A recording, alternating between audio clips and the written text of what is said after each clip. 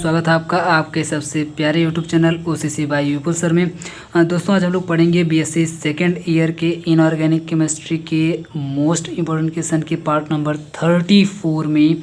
और 34 में एक और इम्पॉर्टेंट टॉपिक को हम लोग पढ़ेंगे जिसका नाम है और से रिलेटेड कुछ क्वेश्चंस को हम लोग पढ़ेंगे, जिसमें से आज ही तो सब कंप्लीट नहीं हो पाएगा, लेकिन कुछ टॉपिक को हम लोग इस वीडियो में पढ़ेंगे और कुछ टॉपिक को हम लोग नेक्स्ट वीडियो में पढ़ेंगे।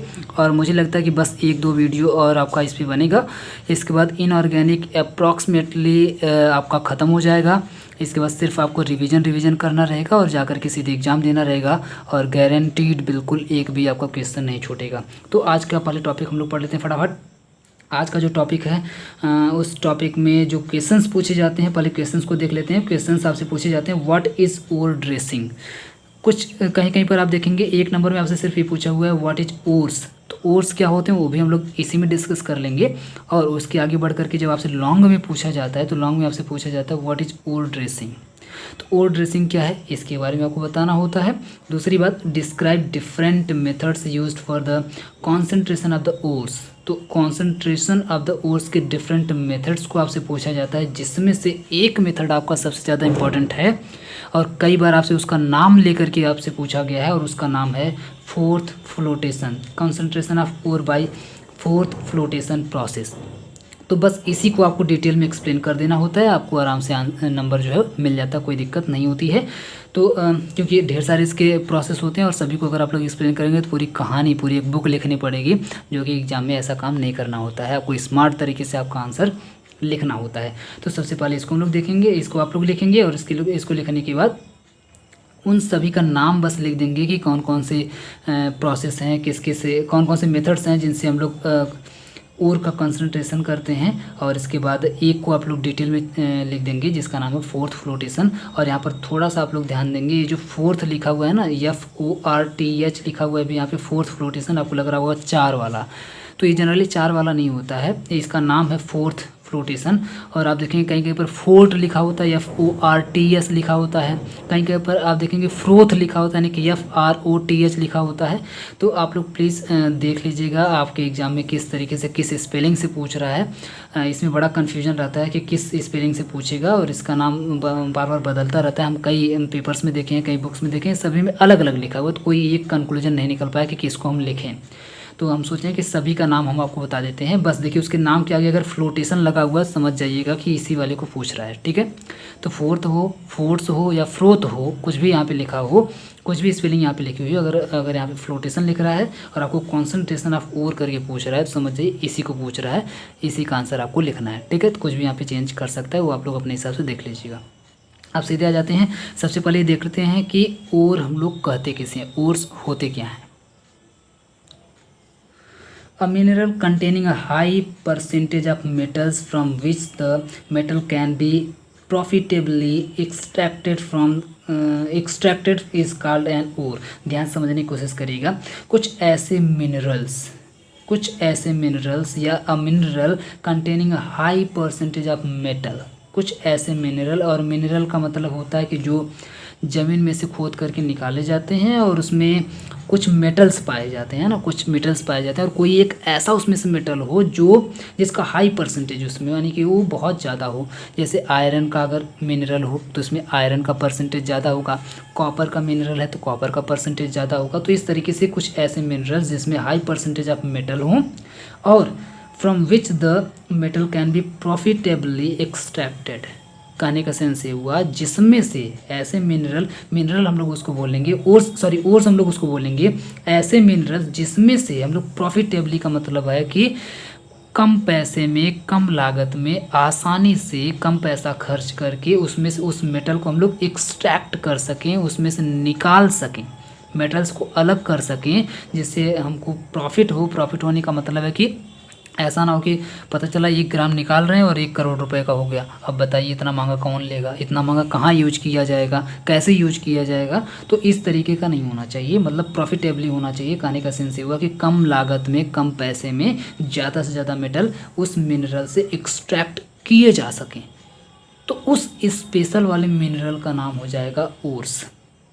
उस स्पेशल वाले मिनरल्स का नाम क्या हो जाएगा, ओर्स हो जाएगा। यानी कि मिनरल्स का नाम ही बदल करके ओर हो जाता है। मिनरल्स को जनरली हम लोग खनिज बोलते हैं हिंदी में, और ओर्स को जनरली हम लोग अयस्क बोलते हैं। तो अयस्क भी क्या होते हैं, वो खनिज ही होते हैं, लेकिन वे वाले खनिज यानी कि वे वाले मिनरल्स होते हैं जिनमें से मेटल्स को हम लोग ईजिली एक्सट्रैक्ट कर सकते हैं, कम पैसे में प्रॉफिटेबली एक्सट्रैक्ट कर सकते हैं, और जिसमें से ऐसे मिनरल्स जिनमें से एक्सट्रैक्ट नहीं किया जा सकता और पता चला कि खूब ज़्यादा उसमें पैसा लग गया और पता चला निकला उसमें से बहुत ही कम मेटल, तो ऐसे वाले को सिर्फ मिनरल ही बोला जाएगा, उसको फिर ओर नहीं बोला जाएगा।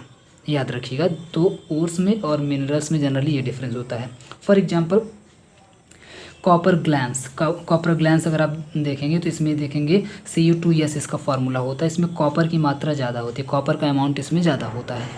इसके बाद हेमेटाइट, हेमेटाइट का नाम आप लोग सुने ही होंगे, या फिर 2O3 जिसमें आपका फेरस यानी कि आयरन आपको ज़्यादा अमाउंट में मिलता है। आराम से इसमें से आयरन को निकाला जा सकता है, इसमें से कॉपर को निकाला जा सकता है। तो इस तरीके के जो मिनरल्स हैं इनका नाम हो जाता है आपका ओर्स हो जाता है। तो मुझे लगता है ओर्स क्या होते हैं आपको समझ में आ गया होगा। ये जनरली क्लास 12 का टॉपिक है, और क्लास 12 में ही आपका डिटेल में ये है बिल्कुल।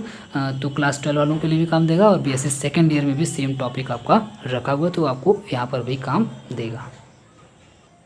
अब समझते हैं ओर ड्रेसिंग क्या होती है। तो ओर ड्रेसिंग नाम से क्लियर है, ओर मीन्स आप समझ गए होंगे कि ओर्स हम लोग किसे बोलते हैं, और ड्रेसिंग का मतलब आप लोग जानते ही होंगे। ड्रेसिंग जब आप लोग स्कूल जाते हैं तो क्या करते हैं, स्कूल या कॉलेज जब आप लोग जाते हैं तो स्कूल या कॉलेज जाते समय पूरा एकदम नहा धो के एकदम अच्छे तरीके से सेंट वगैरह लगा के टाई बेल्ट एकदम बिल्कुल एकदम ड्रेसिंग अपनी अच्छे तरीके से करते हैं, और ड्रेसिंग करने के बाद तब आप लोग जाते हैं बाकायदे स्कूल एकदम, ताकि जब जो देखे तो बिल्कुल एकदम आप समझ गए होंगे। तो सेम काम यहाँ पर भी किया जाता है। ओर को एकदम बिल्कुल नहला धुला के एकदम सेंट पैंट एकदम पूरा लगा के पहना के एकदम टाई बेल्ट सब कुछ लगा, मतलब एकदम टेंट पेंट उसको कर देना है, एकदम उसका पॉलिश कर देना, समझिए इतना क्रीम पाउडर लगा करके एकदम बिल्कुल तैयार करवा देना है। ठीक है, नेल पॉलिश वगैरह सब एकदम लगा देना है, एकदम चकाचक एकदम होना चाहिए। और जब एकदम बिल्कुल चकाचक हो जाता है तो उसे ही बोलते हैं हम लोग जनरली ओर ड्रेसिंग। अब समझते हैं आपको लिखना क्या है। आपको ये सब जा करके एग्जाम में नहीं लिख देना फटाफट, ठीक है, कि सर बताए थे यही सब और यही सब उठा के ले जाके लिख दो, और पता चला नंबर मिला ही नहीं, और फिर आकर के हमको बोलो सर आप तो गलत बता दिए हैं। देखिए लिखना क्या है।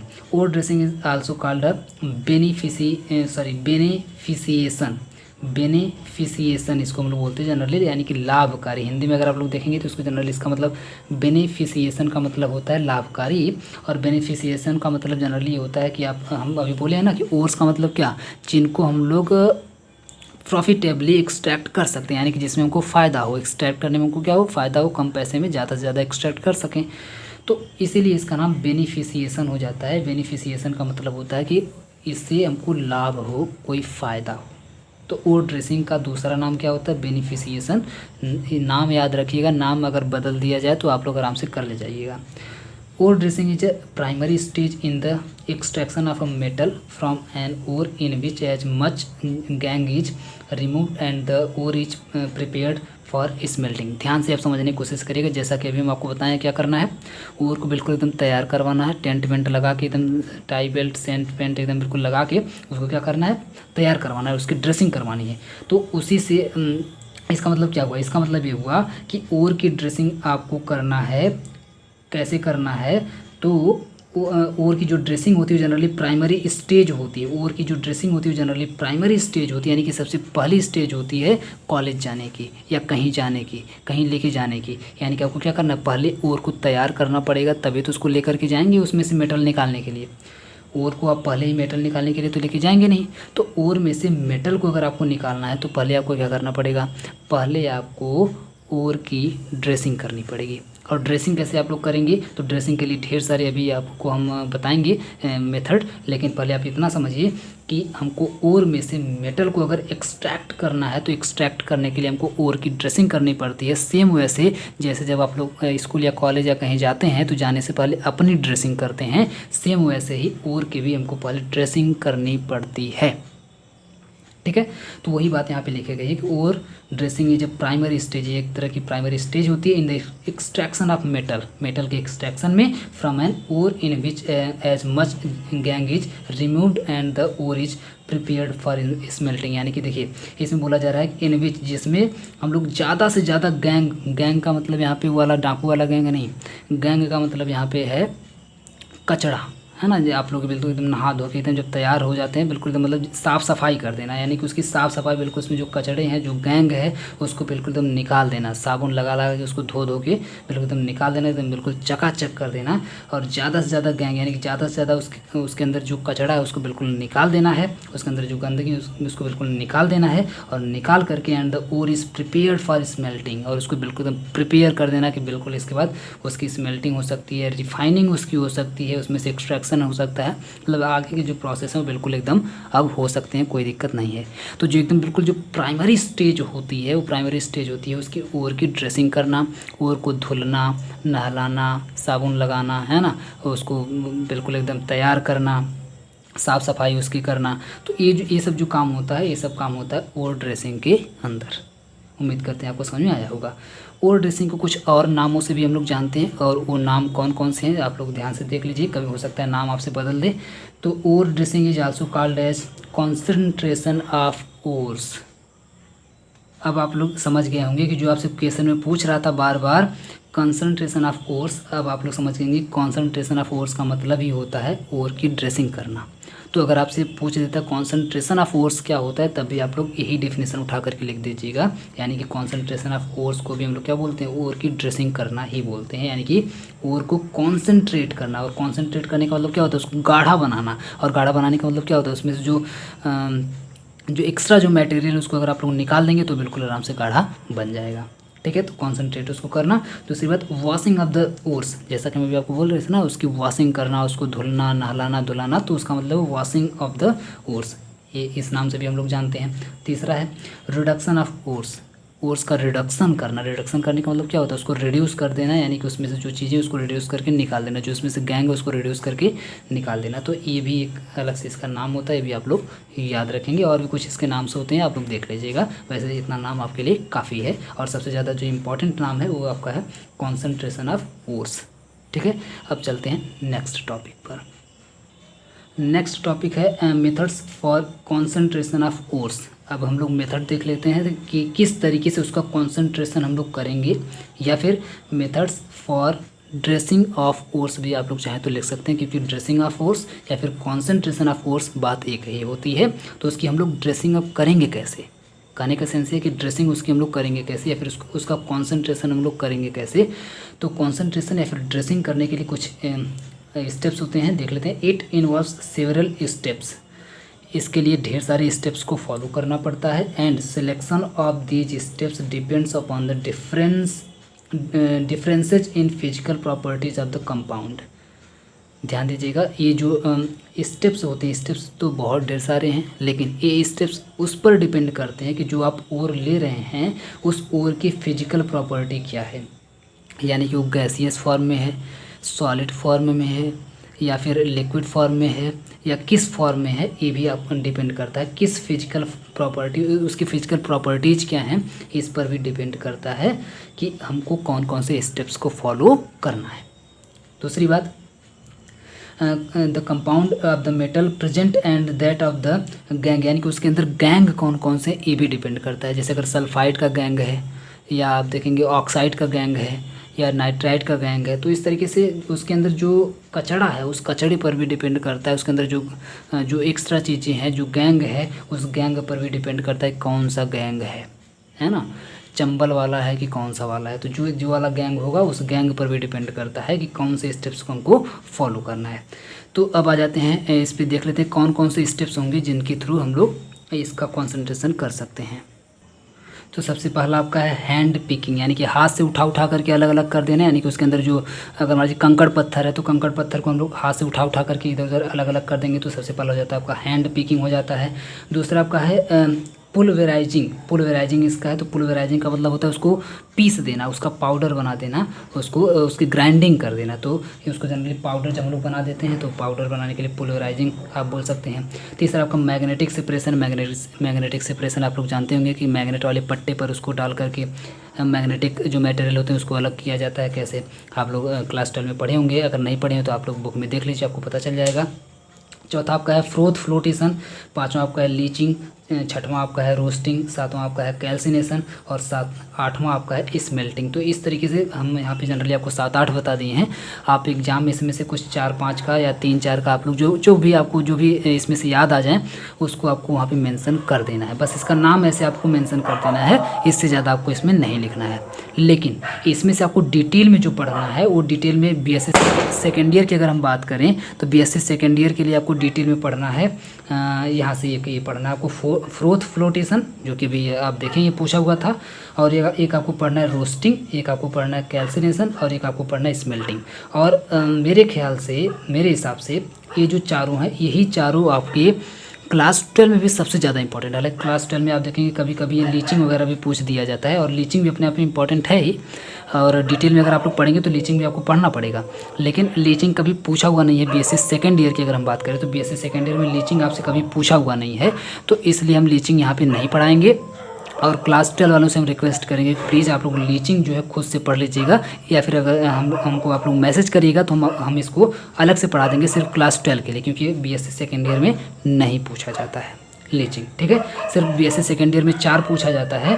फ्रोथ फ्लोटेशन, रोस्टिंग, कैल्सिनेशन और स्मेल्टिंग, ये 4 पूछा जाता है। ये चारों हम आगे आने वाले समय में करवाएंगे। इसमें से एक हम लोग पहले पढ़ लेते हैं, फ्रोथ फ्लोटेशन हम लोग पढ़ लेते हैं। बाकी का ये जो 3 बच रहा है आपका रोस्टिंग, कैल्सिनेशन और स्मेल्टिंग, इन तीनों को हम लोग आगे आने वाले वीडियोज़ में पढ़ेंगे। तो अब समझते हैं फ्रोथ फ्लोटेशन क्या होता है। तो फ्रोथ फ्लोटेशन में सबसे पहले इसके प्रिंसिपल को जान लेते हैं। इसका प्रिंसिपल क्या है?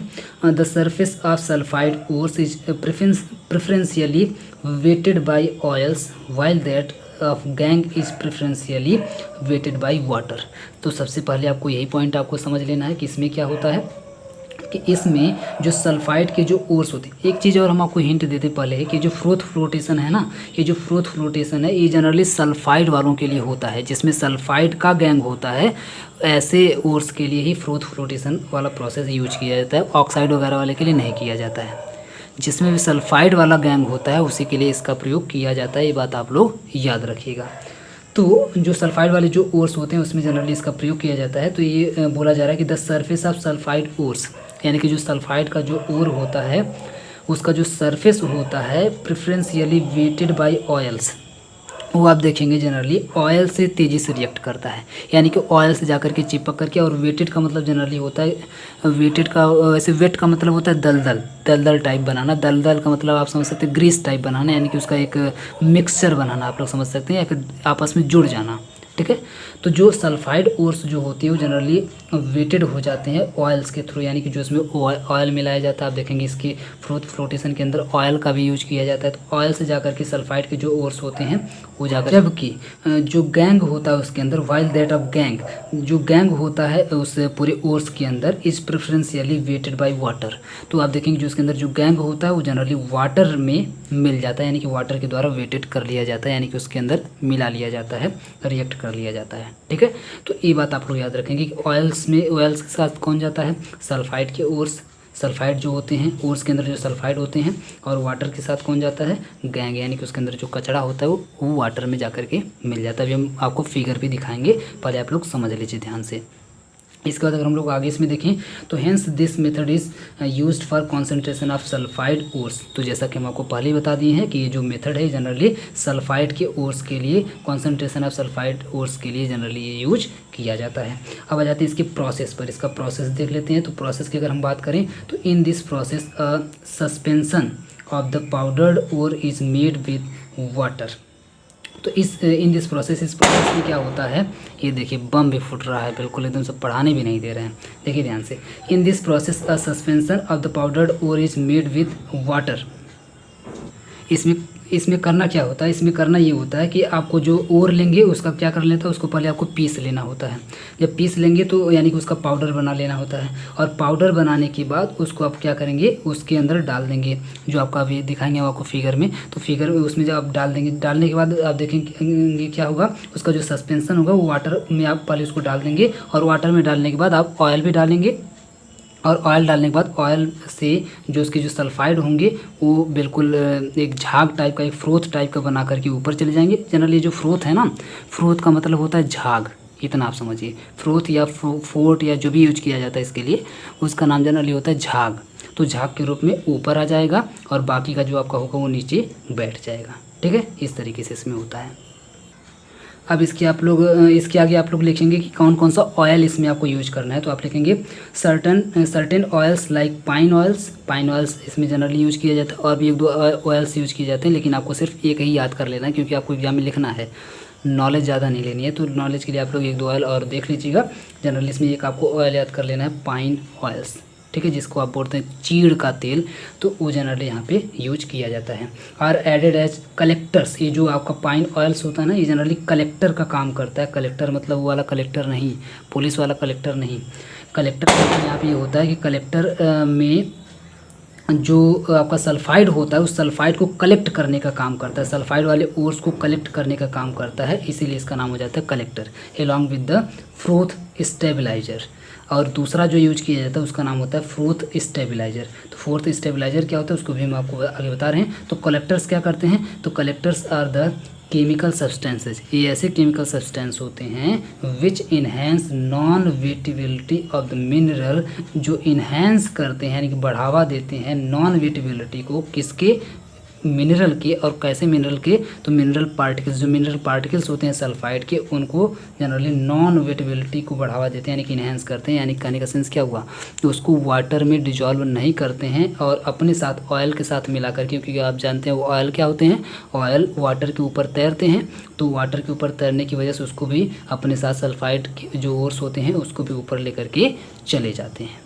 क्लियर है, तो ये इसमें जनरली प्रोसेस होता है। आगे हम आपको दिखाते हैं। अब पहले हम लोग समझ लेते हैं फ्रोथ स्टेबलाइजर्स क्या होते हैं। तो froth stabilisers are the chemical substances, froth stabiliser भी एक तरह के केमिकल सब्सटेंस होते हैं, chemical substance which stabilise the froth, जो फ्रोथ को क्या करते हैं, स्टेबलाइज करने का काम करते हैं। फॉर एग्जांपल जैसे क्रिसॉल हो गया, एनिलीन हो गया, ये सब फ्रोथ स्टेबलाइजर का काम करने का काम करता है उसमें। इसको जनरली हम लोग यूज करते हैं, इसमें क्रिसॉल और एनिलीन का हम लोग इसमें यूज करते हैं फ्रोथ को स्टेबलाइज करने के लिए। फ्रोथ को स्टेबलाइज करने का मतलब क्या है, ताकि फ्रोथ की स्टेबिलिटी जो है उसमें बनी रहे, वो इधर उधर ना जाने पाए, मिक्सअप ना होने पाए, इसलिए। अब हम आपको फिगर में थोड़ा समझाने की कोशिश करते हैं, तब आपको पूरी कहानी समझ में आ जाएगी। ये रहा आपके सामने फिगर। अब देखिए इसमें हम लोग करते क्या हैं, तो इसमें ये देखिए आपका वाटर भर दिया जाता है नीचे, बिल्कुल ये जो ग्रीन कलर का आपको दिख रहा है इसमें वाटर भरा हुआ है। इसके बाद क्या करते हैं, यहाँ ऊपर से एक वो लगा देते हैं, ये देखिए एक पैडल लगा देते हैं, इसको जनरली हम लोग पैडल बोलते हैं, और ऊपर से इसको रोटेट कराया जाता है ऐसे ऐसे। ये जो आपको दिख रहा है रॉड की तरह से, इसको जनरली हम लोग रोटेट करवाते हैं। देखिए रोटेटिंग पैडल्स यहाँ पे लगा देते हैं, ये आपका यहाँ पे रोटेट करता रहता है। यहाँ पे ये जो लगा हुआ है ना, इसमें हम लोग वो पट्टा लगा करके यहाँ पे इसको चलाते रहते हैं, यानी कि रोटेट करता रहता है, यहाँ से लेकर के यहाँ तक रोटेट करता रहता है। और यहाँ से बगल से बिल्कुल ये खाली रहता है, यहाँ से एयर भी इसमें जाती रहती है, ताकि एयर जाएगी तो यहाँ पर कुछ बबल्स टाइप का यहाँ पे बने। ठीक है, और क्या करते हैं हम लोग, और इसी वाटर के अंदर हम लोग जो पिसा हुआ जो ओर होता है उसको हम लोग इसमें डाल देते हैं, इसका सस्पेंसन बना देते हैं, यानी कि डाल देते हैं। और डालने के बाद इधर से डालते हैं pulp of ore plus oil. तो इसमें हम लोग ओर यहाँ से डालते हैं, और ओर के साथ साथ इसमें ऑयल भी यहीं से हम लोग डाल देते हैं। और जब यहाँ से ये आता है, और यहाँ पर ये आप देख पा रहे हैं कि ऐसे ऐसे घूम रहा है, और जब घूम रहा है तो यहाँ पर जो ही आता है वाटर के पास, तो वाटर के पास आने के बाद यहाँ पे वाटर भी, ऑयल भी और ओर भी तीनों एक साथ मिल जाते हैं। और ये जो घुमाने वाला है ये खूब तेज़ी से इसको घुमा देता है यहाँ पे, और घुमाने के बाद इसमें आप देखेंगे झाग टाइप का बन जाता है। जैसे साबुन होता है ना, साबुन को अगर आप खूब तेज़ से अगर ऐसे हिला दे पानी के अंदर, तो आप देखेंगे झाग बन जाता है। वैसे यहाँ पर भी झाग टाइप का बन जाता है, और झाग क्या होता है, उसी झाग का नाम होता है फ्रोथ। उसी झाग का नाम क्या होता है, फ्रोथ होता है। और उसी फ्रोथ के फॉर्म में आप देखेंगे ऐसे नीचे से होते हुए वाटर के बिल्कुल ऊपर जा कर के ऐसे ये जमा हो जाता है फ्रोथ के फॉर्म में। इसका नाम होता है मिनरल फ्रूट। और ये सिर्फ झाग नहीं होता है, इस झाग के अंदर सल्फाइड का और भी इसी के साथ ऑयल के साथ चला जाता है, और बाकी का जो कचरा होता है, जो गंदगी होती है, जो गैंग होता है, इसी वाटर के अंदर रह जाता है, अंदर ही रह जाता है, वो ऑयल के साथ ऊपर नहीं जा पाता है। ठीक है, तो ये जनरली इसका प्रोसेस होता है। ये देखिए आप ऊपर कुछ नहीं लिखा है, यही सारी चीज़ें हैं।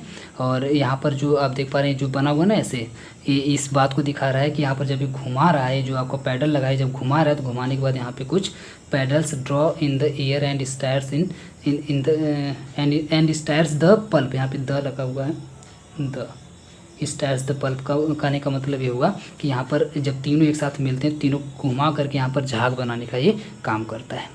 बस, तो एक सिंपल सा एक फिगर है, फिगर आप लोग ज़रूर से ज़रूर ड्रॉ कर देंगे अपने एग्जाम में, नहीं तो आपका जो नंबर है वो कट सकता है। तो फिगर आपको बिल्कुल ड्रॉ कर देना है, जो भी हम आपको बताए हैं लिख देना है। उम्मीद करते हैं आपको अच्छे तरीके से समझाया होगा कि कैसे आपको क्या करना है, इसमें पूरा प्रोसेस क्या था आपको ठीक तरीके से समझ में आया होगा। अगर ऐसी बात है, मज़ा आया पढ़ करके, बिल्कुल अच्छा लगा है, तो प्लीज़ आप लोग एक काम करिए, फटाफट लाइक कर दीजिए, अपने सभी क्लासमेट्स में शेयर कर दीजिए। पूरा वीडियो देखने के लिए बहुत बहुत धन्यवाद।